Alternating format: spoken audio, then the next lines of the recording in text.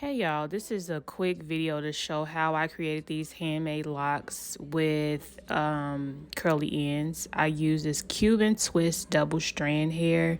This is how it looks. I guess this is like Marley hair, I suppose. And to wrap it, I use the Xpressions springy twist hair. And this is how this looks. And to achieve that curly look at the ends of the locks, this is the hair I use. Just some random hair. This one right here is human hair. The other one, I think it was a synthetic blend. So you just cut the hair off the weft. Cut as close to the weft as you possibly can to prevent excessive amount of shedding. You will get shedding, but we want to minimize as much shedding as possible. And again, this one right here is a synthetic mix. I can't remember the brand, girl. I can't remember, but it was like $11 a pack. For the base of the lock, you use this Marley hair here. It gives it a firm base. This is what I like to use. And again, this is the Cuban twist hair that I showed earlier. So I just take a little small piece off because it was too chunky for my liking for the length. I mean the width that I was going for. Then you take the hair, I don't know how long this curly hair is. You kind of line it up. You see me line it up with the other locks to see exactly where I should start to braid it or add it to the Marley hair. Then you just go ahead, braid, you leave a little, you see that little gap up there at the top? You just leave a little space and you just start adding the hair, just braiding the hair in. Really, really simple. And boom, girl, now be ready to start rocking, rolling, and wrapping. All right, so you're going to grab a piece of your springy twist hair from Xpressions. You're going to leave, you see how I left that little amount of hair up there at the top, maybe a ½ inch to an inch.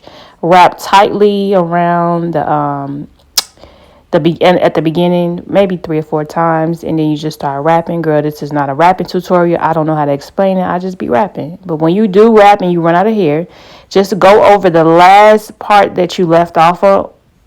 You go like you wrap upwards and then you come back down so that you can secure that part that you left off at, so it will not come loose. And then you just keep wrapping, girl. Just keep wrapping till you get to the end.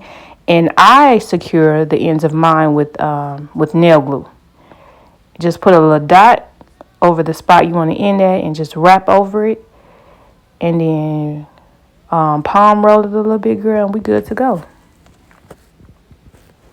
Okay, I'm going to do one more. Again, you just take the Marley hair, put it over the string or whatever you're going to have to, hold the locks. You add the curly hair or whatever hair you want to add by braiding it in. And then, boom, I added another piece to extend it because I think it was too short right here.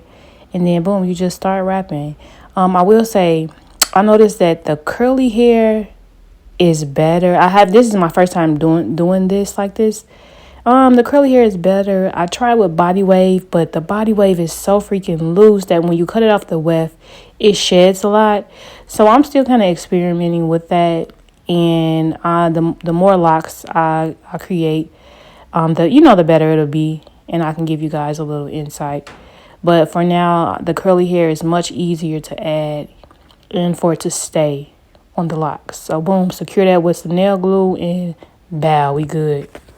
And this is it, y'all. I made about 28 locks, but I ended up having to make an extra 17.